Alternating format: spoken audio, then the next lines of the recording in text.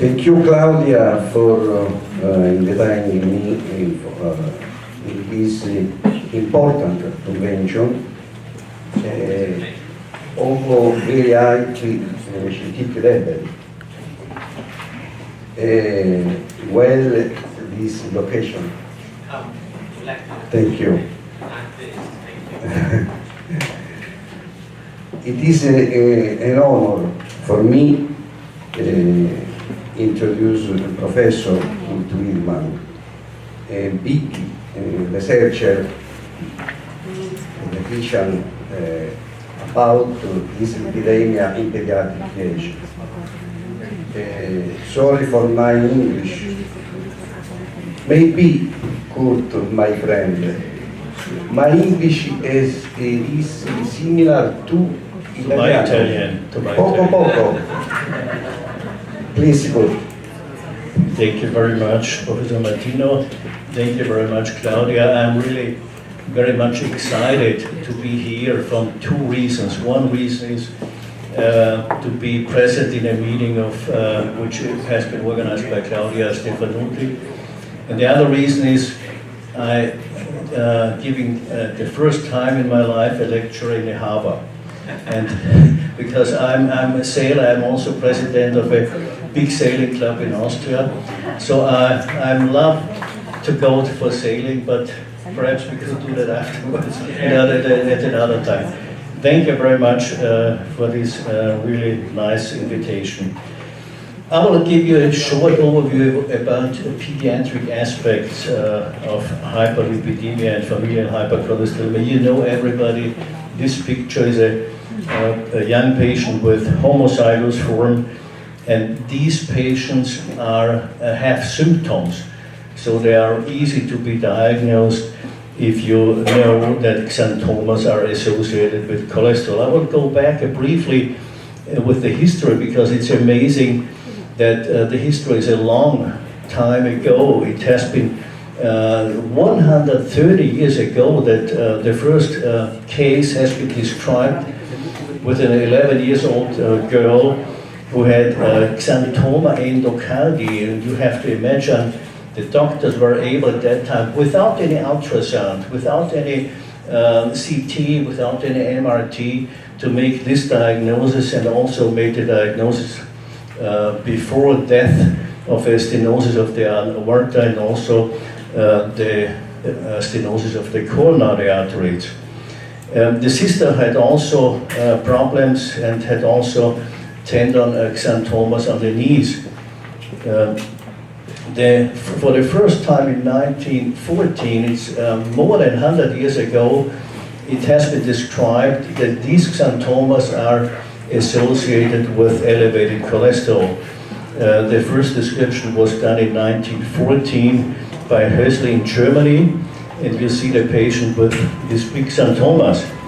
It's also exciting that for the first time Professor Müller described in 1937 the term of familial hypercholesterolemia, and he described exactly several families with this symptoms, and he described that some patients had heart diseases and xanthomas, and some patients did not have. So he made the first description of 17 families with familial hypercholesterolemia, and it's amazing that it's not so well known today. In 1985, two researchers, Joseph Goldstein and Marsha Brown, received the Nobel Prize for the detection of the L receptor. And this is also a very, very important step in the detection of hypercholesterolemia. This slide is not well known, but I show you this slide. This was a patient at 5.4 years. He died suddenly in a kindergarten. He fell down and was dead, but the patient had xanthomas, and we were able to find and to get the coronary arteries.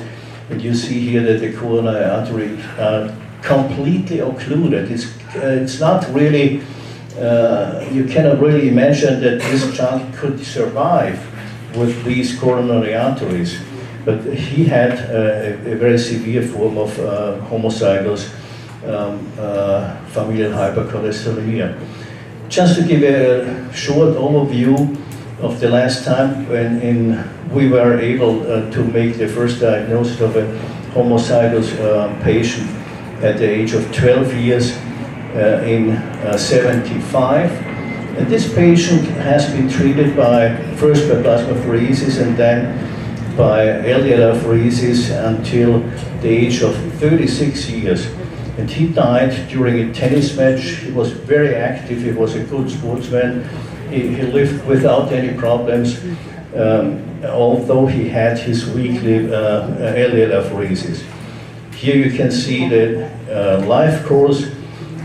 With 17 years we started first with plasmapheresis, then later on with LDL apheresis, and he died at the age of 36 years.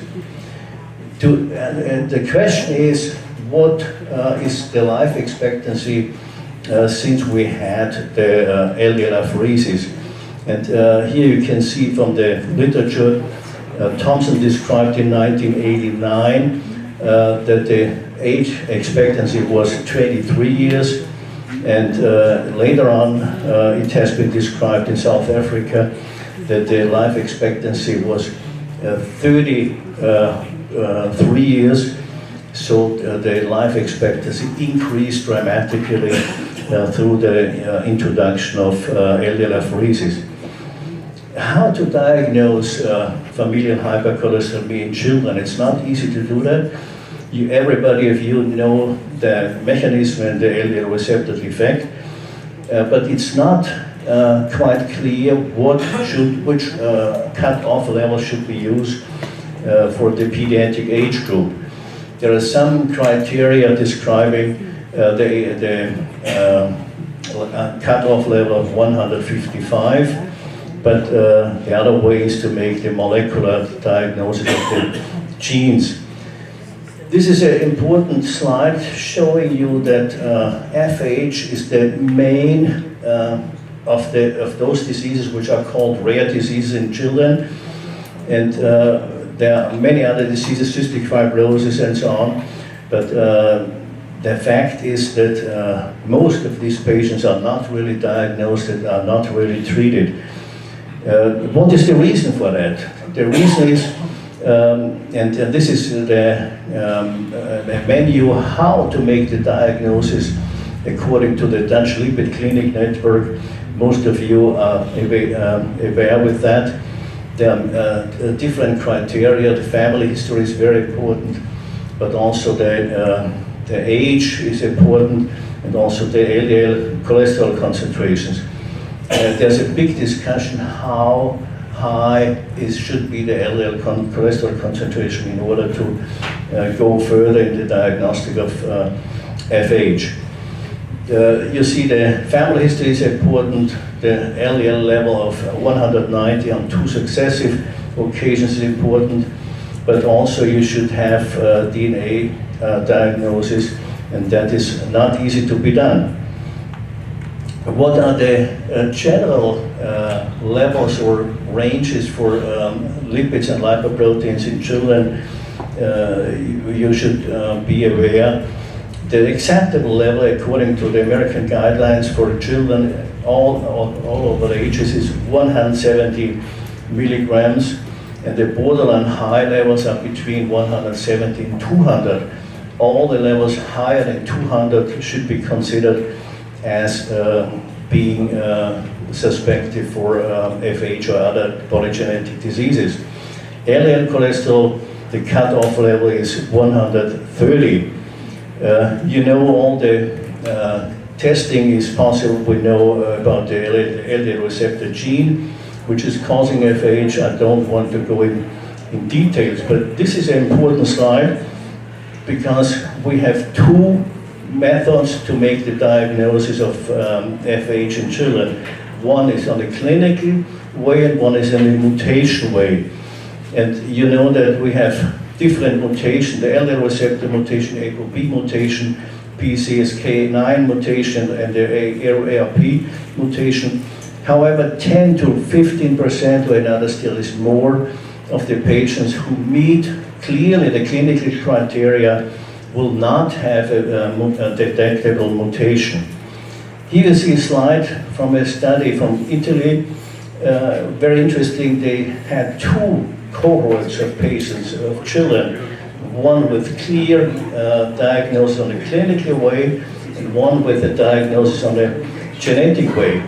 And it's clearly shown that the LDL cholesterol concentration in the children without any mutation was lower, 180, and in the group with mutation, 213. So most probably there are differences, but it's not quite clear how we should do that. This slide shows you about the methods how to make the diagnosis in regard to using different criteria, and how is the sensitivity and how is the specificity. And if you use the Dutch criteria, the sensitivity is very high, but the specificity is very low, it's only 28%. And if you use other criteria than using a lower LDL cholesterol concentration, the sensitivity is lower, but the specificity is higher. So we have to use both criteria. In the one way you miss some patient, in the other way you make overdiagnosis. One criteria is very important in the last time, that is the intima media thickness of the carotid artery, and it has been clearly shown by the group in Netherlands that the thickness of the coronary of the artery in the carotid artery is higher in children affected with FH compared with those children, this is the line under the bottom, without any FH. And the other fact is if you put together two groups of children and young adults with FH based on the clinical diagnosis, you see the high peak, and the other peak, the right peak, is the LDL cholesterol concentration based on the diagnosis with gene mutations, and the LDL concentration are higher, but it's very important that both are overlapping. There's no real way that we can tell you that this is a clinical diagnosis, or this is the best way for genetic diagnosis. And the other way is, we know also there are data that those patients who have a genetic defect have a higher probability for atherosclerotic diseases. That is the dark blue line compared to the blue line with lower complications based on clinical diagnosis. The way to screen or to find children in families with familial hypercholesterolemia is not easy. The recommendations based on clinical studies is that we should do that between 2 and 8 years of age. We should measure fasting lipid profile twice, and we should measure also in the parents total cholesterol and LDL cholesterol in order to find those children who are affected with familial hypercholesterolemia.